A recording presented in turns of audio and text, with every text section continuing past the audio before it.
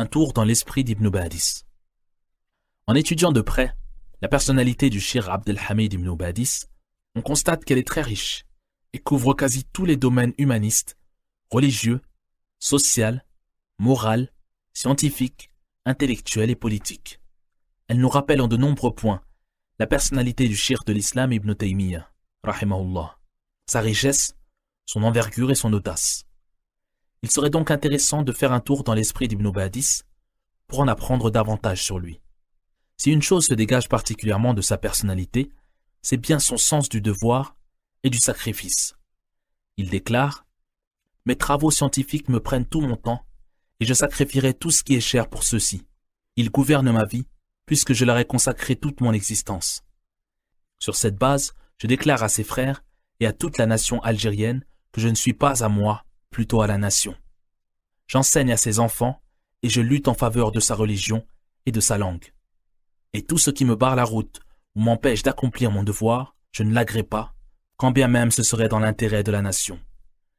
Bien entendu, c'est un homme très pieux et fidèle aux valeurs de la religion.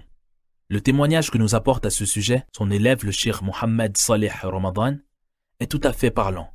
Nous voyons en le Cheikh Abdelhamid Ibn Badis l'image d'un apôtre ou d'un compagnon. Jamais nous n'avons vu d'homme refléter et représenter entièrement et purement l'islam dans son sens le plus honorable, comme nous l'avons vu chez le Cheikh Ibn Badis. La diversité caractérise également la personnalité d'Ibn Badis.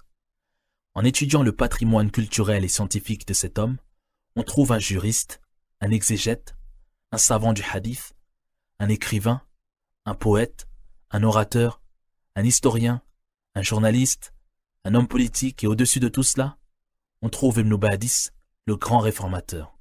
Ce qui est étonnant chez lui, c'est que dans tous ces domaines, il fait preuve d'innovation. En parlant de jurisprudence, c'est un savant et un érudit bien informé sur les écoles juridiques, en particulier l'école de l'imam Malik. Il connaît aussi bien les points fondamentaux que les branches complémentaires. Il émet des fatwas et relie chaque cas à sa règle. En parlant de tafsir, c'est alors un exégète du Coran, selon la méthodologie des pieux anciens. Son interprétation se base sur l'explication du Coran par le Coran et la Sunna, ainsi que sur les fondements de la rhétorique arabe. Dans le même temps, il ne néglige pas les exigences de son époque. Ibn Badis interprétera tout le Coran au cours de 25 années d'assises quotidiennes. En parlant du hadith, c'est alors un traditionniste d'exception. Il a obtenu de nombreuses licences de la part des plus grands savants du hadith de son époque, lui permettant d'enseigner. La plupart du temps, dans ses argumentations, il n'a recours qu'aux hadiths authentiques, surtout ceux d'Al-Bukhari et de Muslim. Il accorde une importance toute particulière au Muwatta de l'imam Malik. Il l'enseigne et le commente durant près de 25 ans comme pour le tafsir du Coran. Si on parle de littérature, c'est alors un excellent écrivain, influencé par le courant de pensée des pieux prédécesseurs. Son style est simple, il n'utilise pas la prose et ne se force pas à l'utiliser. Comment serait-il autrement, alors qu'il a étudié le célèbre ouvrage de littérature et de poésie Al-Amali, le recueil d'Al-Hamasa, celui d'Al-Mutanabbi, la Muqaddima d'Ibn Khaldoun et les différentes matières de la rhétorique et de l'éloquence. Si on parle de poésie, Ibn Badis est alors un poète fort doué. Ses poèmes sont fluides et doux. Ils émanent de son cœur. Il déclame les poèmes avec une sensibilité qui fait vibrer les âmes et frémir les cœurs. Malek Ben Nabi dit « Les poèmes d'Ibn Badis ont été destinés à redonner au peuple algérien sa réelle dimension dans l'histoire islamique parce qu'ils l'ont réveillé de son insouciance et lui ont rappelé son identité. » Si on parle de la rhétorique, c'est alors un orateur éloquent hors pair, qui ne bégaye pas et n'hésite aucunement. Il saisit les âmes et captive les esprits. Dans un article rédigé par un journaliste français, on peut lire « Le Cheikh Ibn Badis représente vraiment le leader éloquent. Il maîtrise les rênes de la rhétorique et de sa voix forte, il encourage les foules. Il peut déclencher une guerre ou semer dans les cœurs la quiétude de la paix. » Si on parle de journalisme, c'est alors un journaliste compétent. Il connaît les avantages de la presse et ses modes opératoires. Avec sa plume, il est capable de sensibiliser les citoyens de son pays. Il passe ses nuits à préparer des articles et à lire les journaux et magazines arabes et français. Mais il ne se contente pas de les lire uniquement. Il les commente également, répond, réfute et débat. Si on parle d'histoire, c'est alors un excellent chroniqueur. Des versets coraniques, il tire des leçons de l'expérience des nations passées, mais aussi du cours des événements, ainsi que des traditions et les lois universelles auxquelles les humains sont soumis. C'est un maître dans l'analyse des civilisations et il commente la Muqaddima d'Ibn Khaldoun. Si on parle politique, c'est alors un politicien émérite. Il s'implique dans la politique et y prend part dans le cadre de sa réforme afin de redonner la souveraineté à sa nation et lui permettre la renaissance.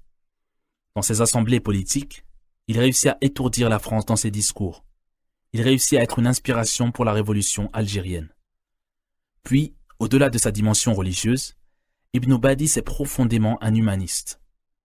Il dit « Nous savons parfaitement différencier dans toute nation l'esprit humaniste de l'esprit colonialiste. Et autant nous détestons et combattons le second, autant nous approuvons et soutenons le premier.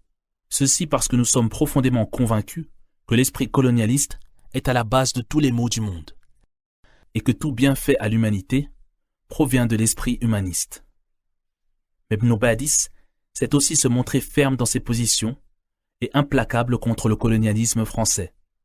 Il déclare « Tourne les pages de l'histoire mondiale et regarde dans ce registre formel si tu y trouves une nation dominée et éprouvée par la colonisation, à qui l'indépendance a été ôtée, puis qui a obtenu sa liberté par la bonne grâce du spoliateur, la concession du tyran et la faveur de l'esclavagiste. Grand Dieu, non. Nous n'avons jamais connu de liberté qui se donne, mais bien une liberté qui s'arrache. Nous n'avons jamais connu d'indépendance qui s'offre et se propose, mais bien une indépendance qui s'acquiert par la lutte, le don de soi et le sacrifice.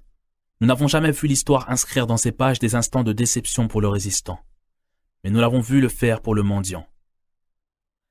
Ibn Badis est tout cela réuni, mais avant tout c'est un réformateur religieux et social qui combat le faux et les innovations, qui appelle à la renaissance et à la civilisation. Il implante l'amour et les bonnes mœurs, qui sont le noyau de la civilité. Ibn Badis dit à raison « Je suis un semeur d'amour, mais sur la base de la justice, de l'équité et du respect avec tout le monde, quelle que soit son origine et quelle que soit sa religion. » Ibn Badis est une personnalité merveilleuse. Il revivifie les âmes perdues et éveille les consciences passives. Il mène sa lutte dans les volets du savoir, de la vie sociale et de la politique. Il enseigne, oriente, prêche, exhorte, se déplace, adore, réfléchit et contemple.